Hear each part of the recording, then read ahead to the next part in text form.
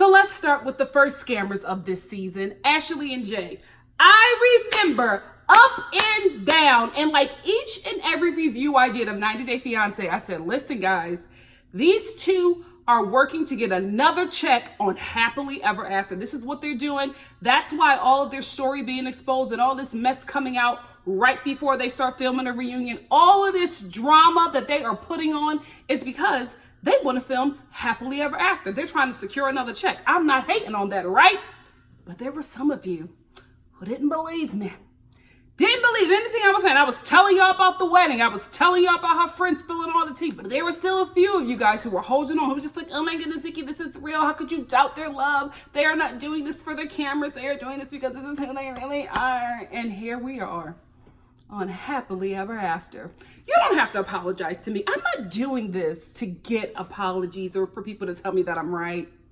But I just want to let y'all know I told the damn truth. Why do y'all keep on doubting my blessing? A sister is gifted. Accept it. You know what I was thinking when I was watching their scenes? Do you think that they're going to address that they were already married in Jamaica before they started filming this season and before the Vegas wedding?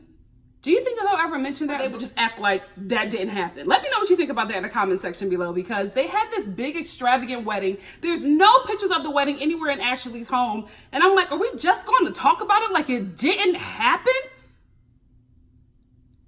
Y'all still gonna try to make us believe that this Vegas wedding was the only wedding that they had?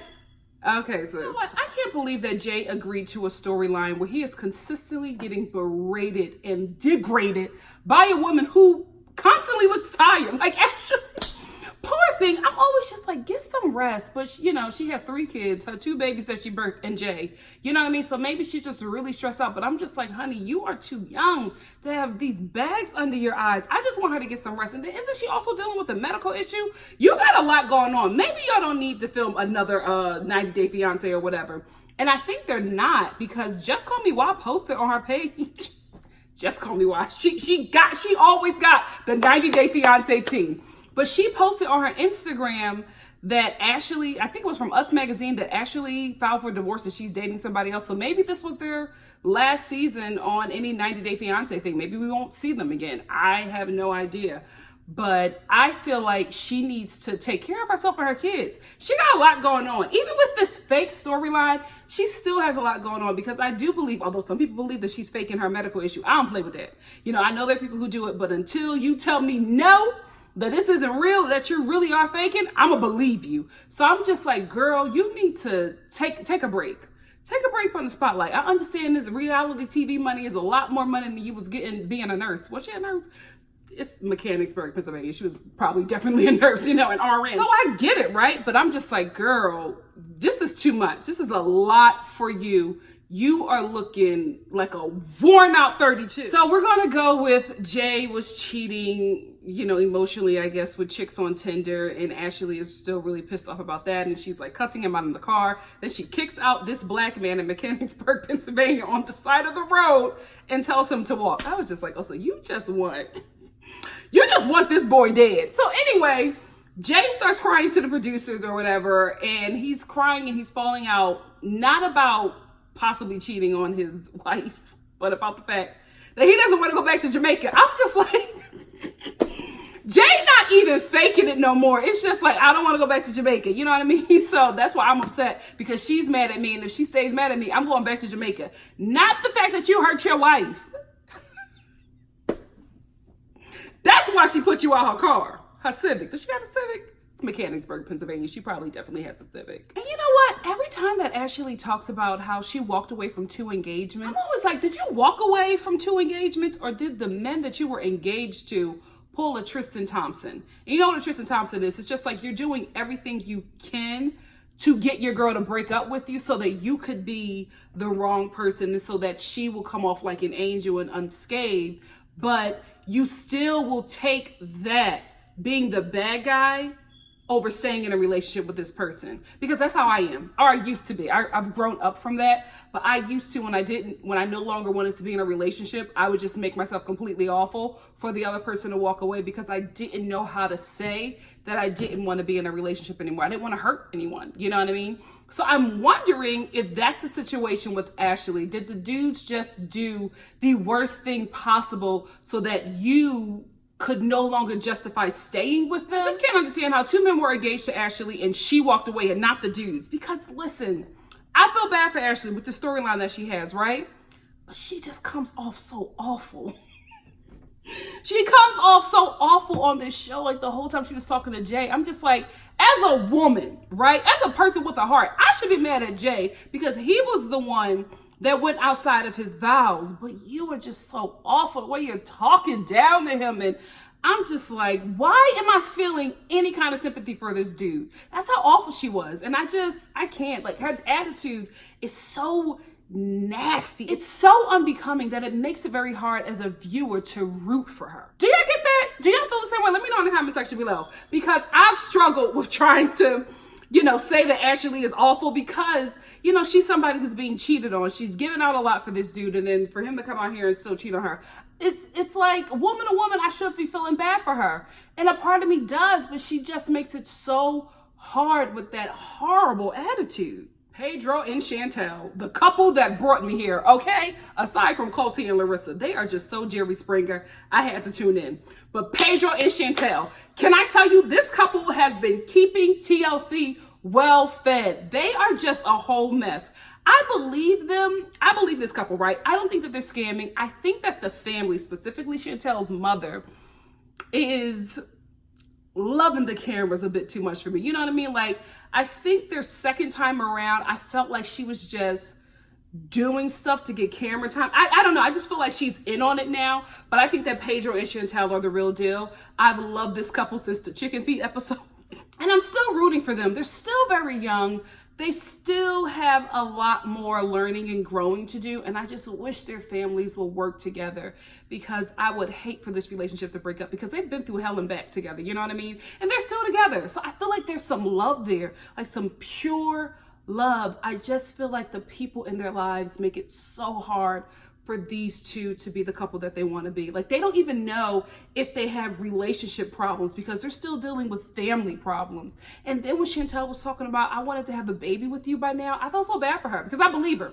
And then he started crying, she don't want to have a baby with me. I was like, oh my God, I love this couple and I want them to win. I just wish their families would be supportive. Like, I get that Chantelle ran out, and her and Pedro ran out and got married and didn't really consult the families, and the families didn't approve, right? But we're here now. You know what I mean? These two are married.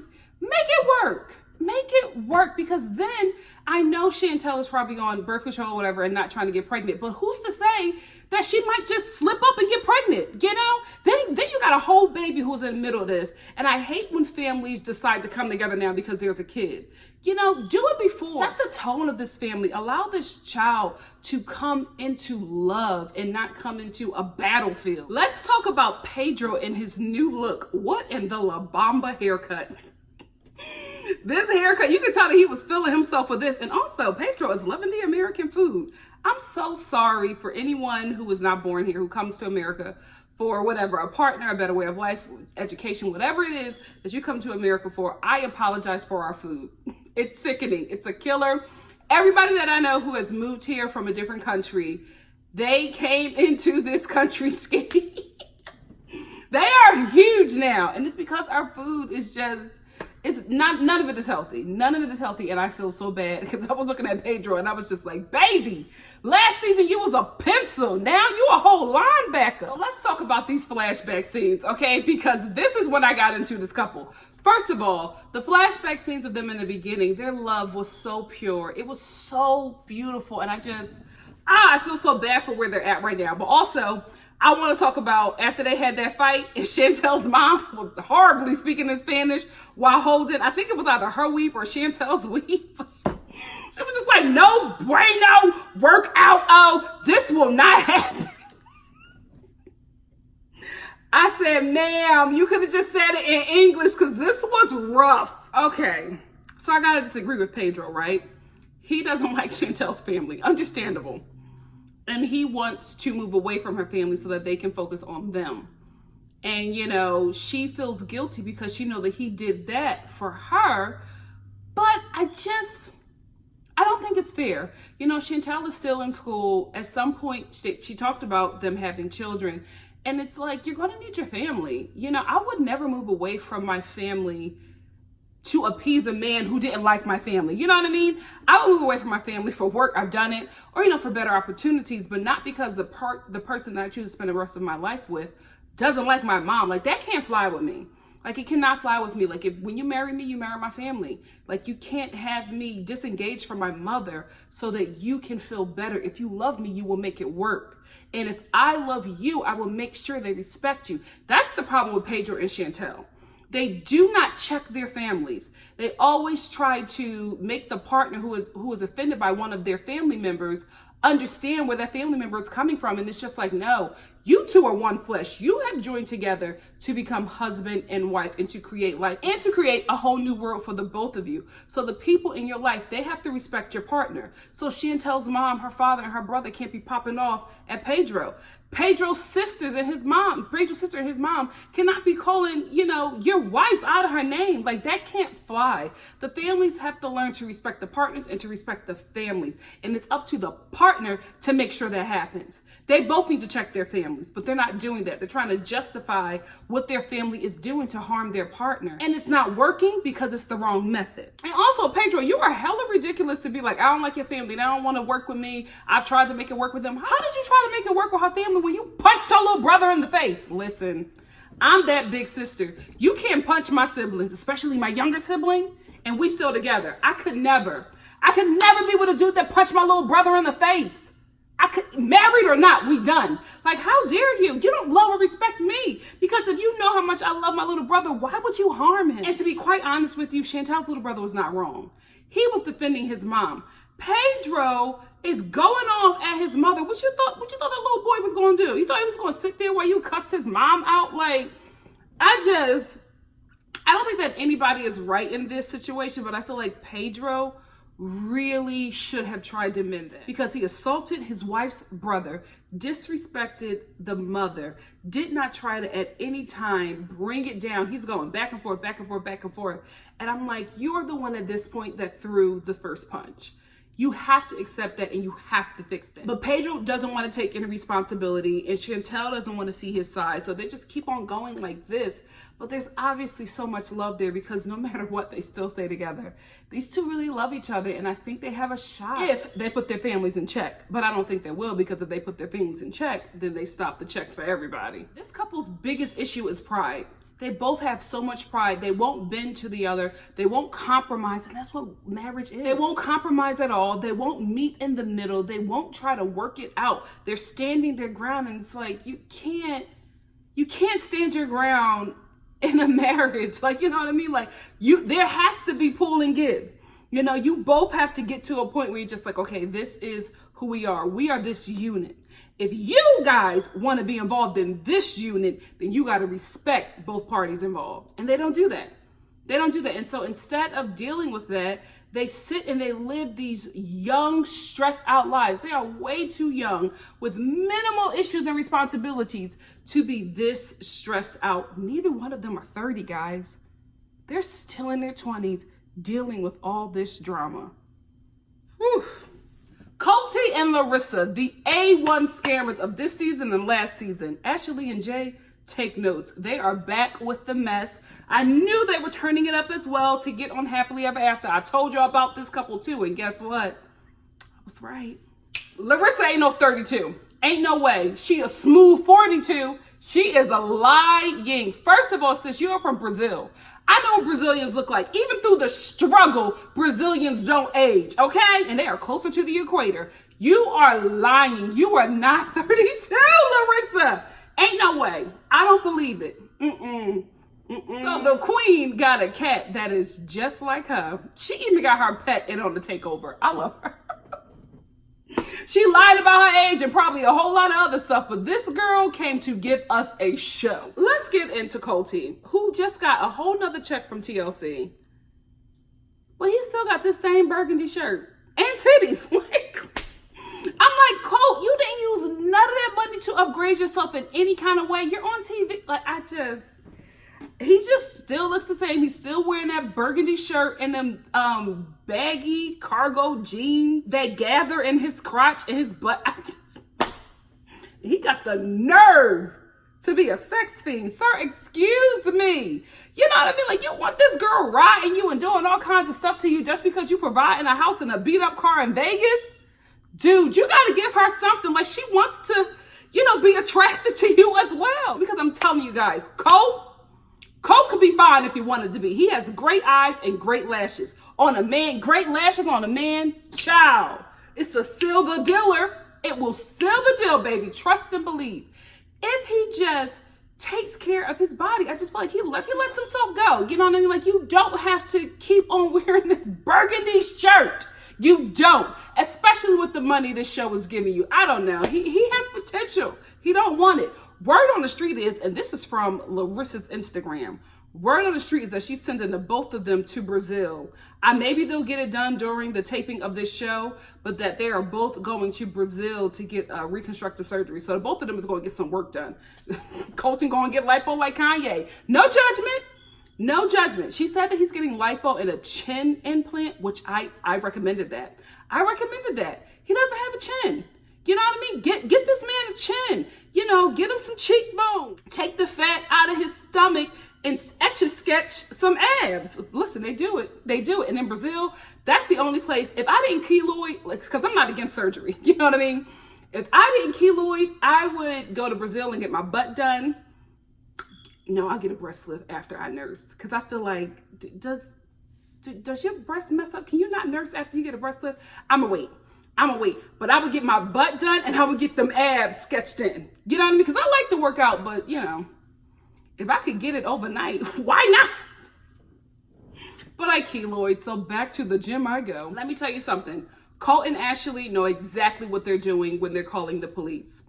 They are weaponizing the police to keep their partners in check. And I hate when they do that. They know exactly what could happen. Like, Larissa has every right to walk around the house pissed off. She has every right to cuss him out, not give him the sexy that he wants. She has every right. Because not only is this dude manipulating the system to control her, he's also putting her at risk to get deported. And now he's feeling bad.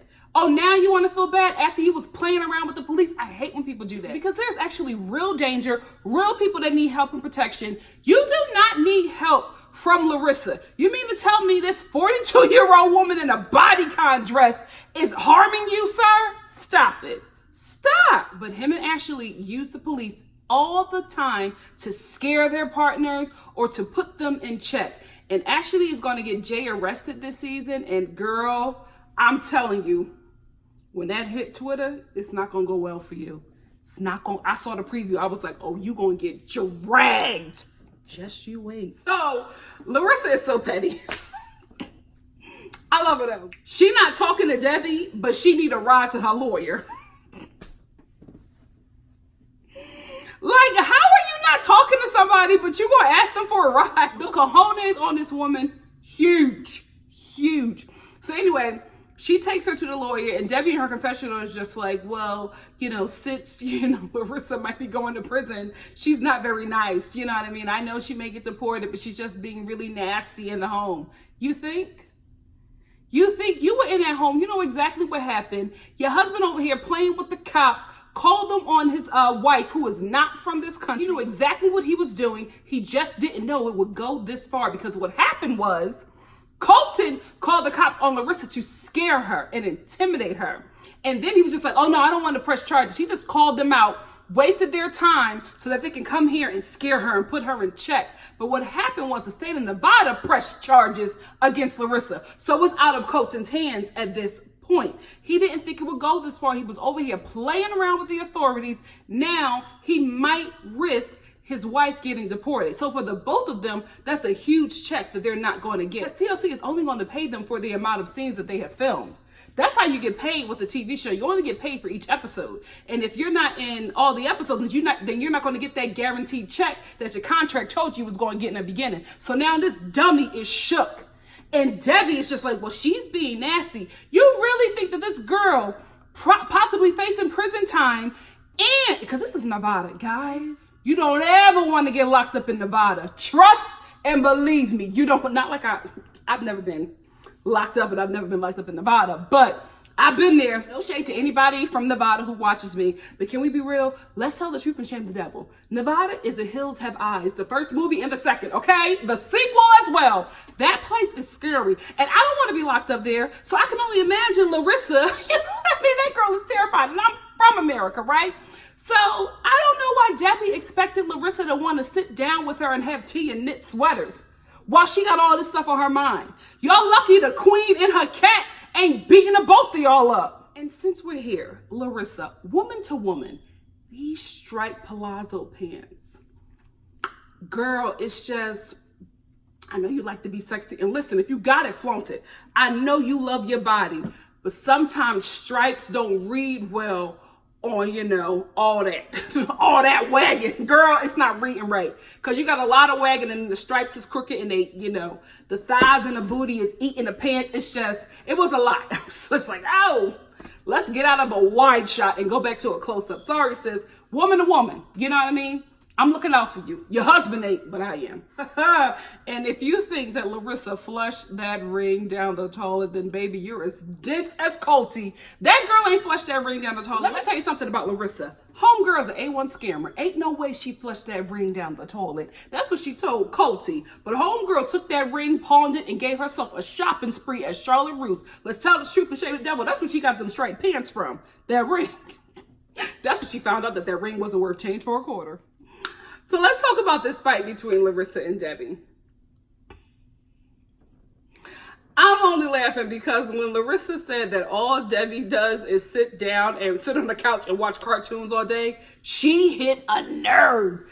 Debbie got pissed. But you know what, Larissa, even though it was true, right? You didn't have to call out how Debbie spends her leisure time. You also have to realize you came into her world, and that's the problem.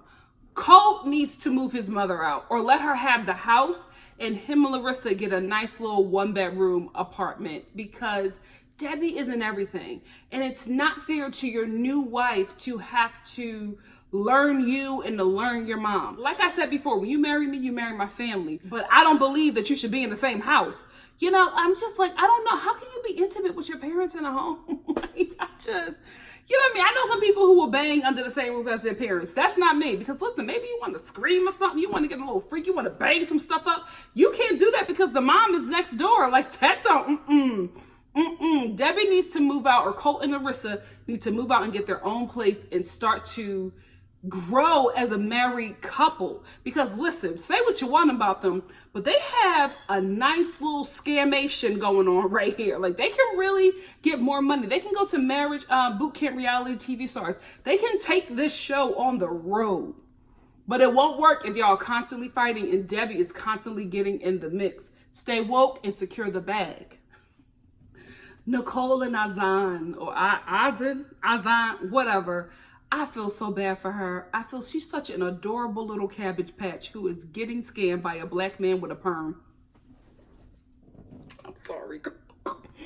Like, I feel so bad for this girl because everything he tells her she believes, and I'm just like, sis, no. This is why I'm telling you, if you date interracially or you're in a relationship with someone who is not of that culture, you have to get women from that or the opposite sex from that community, that culture, so that you can be on the end of what's going on. Because if Nicole had a black best friend in her life, she would have let her know a black man with a perm is not to be trusted.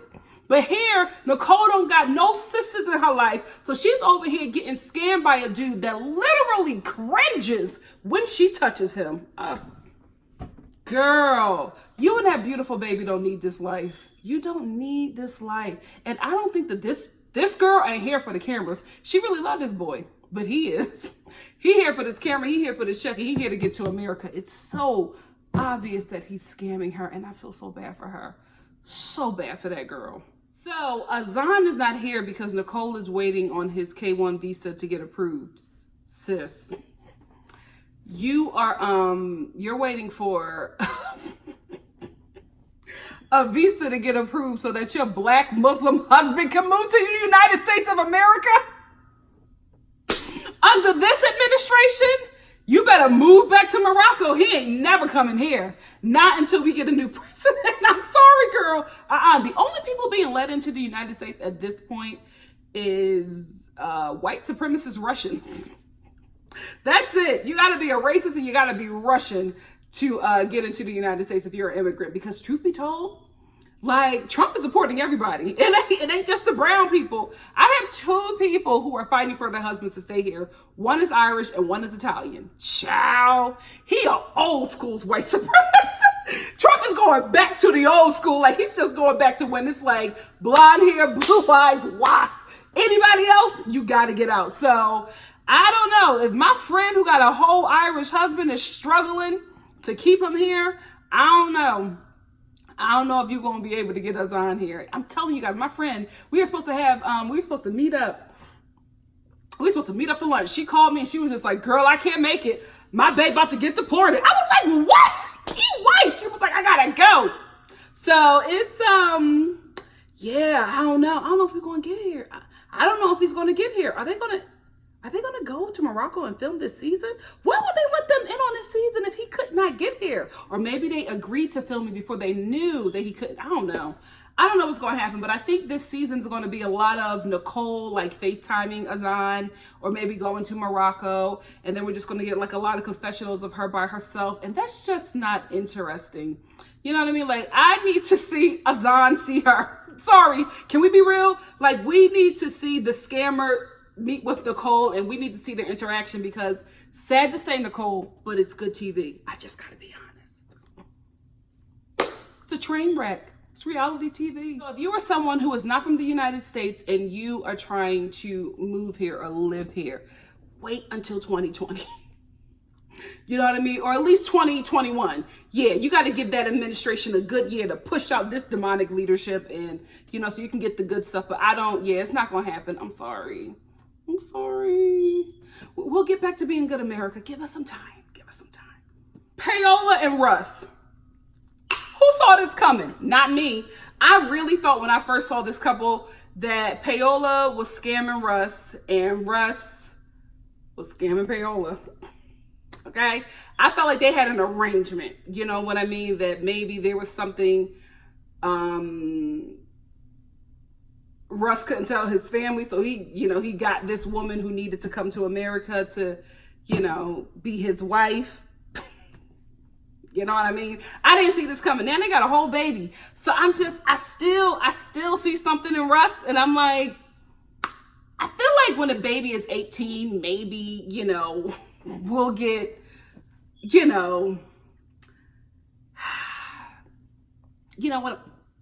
just because his eyebrows are arched doesn't mean anything. I'm just saying, I didn't see this couple getting this far. But they got a baby. They are having a baby.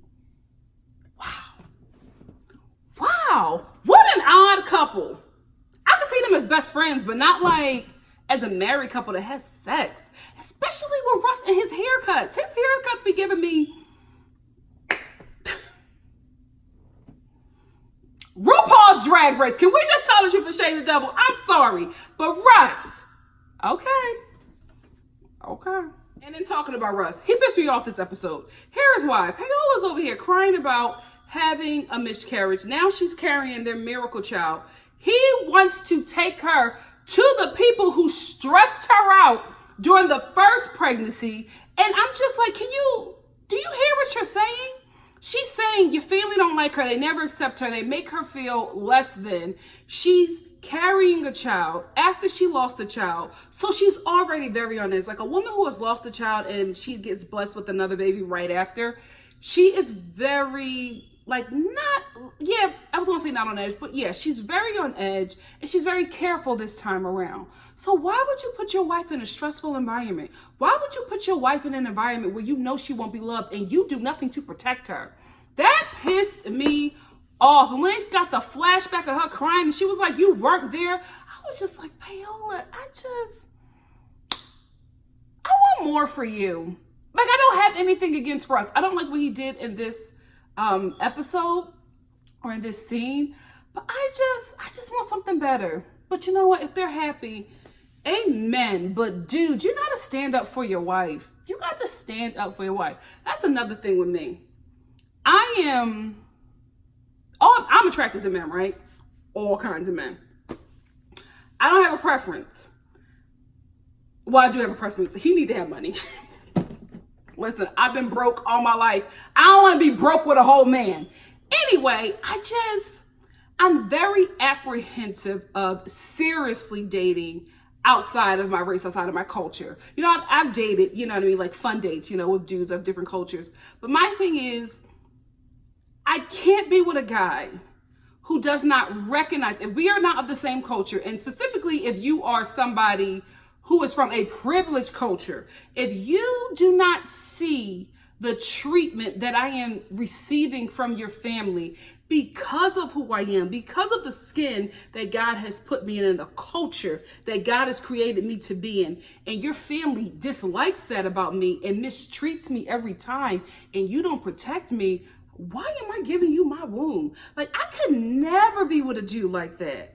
And I don't understand. I know love is love and I know it's strong, right? But that's a deal breaker for me, because if I am letting my guard down and trusting you, and you are leading me into the lion's den and you not protecting me, oh hell no. That's the last time you're gonna see me. I just feel so bad for her, because she got this man's child, and she don't like the family and the family don't like her. That's a horrible situation to be in, especially after you had a miscarriage and you're having this miracle child, and you're just to think about the other part of this child's family, because we got to be real, that kid is part Russ, you know, and so that is that child's family, and just the thought of them brings you to tears. Oh girl, this is a sad situation. Elizabeth and Andre, gotta be honest, he scares me. He scares me, especially in a preview when he knocked the phone out of her hand. I was like, ooh, Elizabeth. I don't know about this situation. I don't remember this couple. I think I checked out on their season, but from what I've seen, from the previews, from like the flashbacks, it seems to me that Elizabeth is more infatuated than Andre, and Andre is infatuated with Elizabeth. And maybe Andre just doesn't know how to show affection, but I don't know. I ain't see it. And I feel like Elizabeth is going to, or she accepts certain behaviors from him, and she puts up with things that he does, because I don't think she thinks that she could get a guy this attractive. I got to be honest with you. I think that when she talks about him, she talks about his physical stuff, like how he was so attractive, how he was so built. I'll give you that. The boy is stacked, okay? That body, when he was in them shorts and that ocean, I was like, yes, okay? I see what Elizabeth sees, right? And I think she puts up with him because she knows in America that type of guy is not for her. But this guy who needs help getting to the United States and a better way of life is going to treat her the way he needs to treat her so he can stay in this country. I could be wrong, because I haven't seen this couple's journey, but I'm just like, Elizabeth, this is giving me a, what is that couple from Love at the Lockup? Caitlin, I don't want to say Caitlin and a crackhead, but I can't remember his name. But he was attractive, right? Caitlin was engaged to this guy who had like a meth addiction, and I think she accepted a lot of bad treatment from him because he was so attractive, and I don't think she found herself that attractive to get a guy like that. So she accepted certain things, and she's just like, he's very attractive. And he was attractive not just physically, but I think in his life there were things that she wanted in his family life, you know what I mean? So I'm thinking that's with Andre and Elizabeth, although I don't really know them, so I could be wrong. I hope I'm wrong, but I really am. You know what I mean? Look, let's tell the truth and shame the devil. When I be doing these reviews, mother be on it. So Elizabeth's sisters doing the most, especially that the blonde one who's just like, oh my goodness, we're family, that's our baby. They were doing the most for the camera, right? However, I agree with them. They were telling the truth. They was just like, you can't be eating off our father And then you want boundaries. He's taking care of the both of you. So if he wants to come over there in his boxers and eat out of your fridge and sit on your couch and ask you about your business, that's his right. He gave you a freaking home. He didn't give you a home as a gift. He gave you a home because you were in need and his daughter is having your child. You can't provide for this kid. So the dad is providing. So he can unfortunately overstep his boundaries because you are both his children and he got a third on the way. Andre, make it make sense, bro. Make it make sense. You got a problem with the people providing for you? The audacity. The audacity. You know, I bet you Andre had a real easy time getting to the United States. Not Azan. Not Azan. Anyway, that's it for me. What did you guys think of this episode? I felt like they were just reintroducing us to these couples. The preview for this season really drew me in because this episode didn't give me much, but from what I watched, I enjoyed and I will stick with it. And if you like what you see here, please like, comment, subscribe, and share, and I will see you for the following episode of 90 Day Fiance, Happily Ever After. And please select that notification button. I will try to keep myself on schedule with posting of these reviews. I'll try to get them to you as soon as I can. If not, please look out for a weekend upload and also hit that notification button so that you can know when I'm posting things. It might not be on time, but it will be worth your time. Love you much. See you soon. Bye, guys.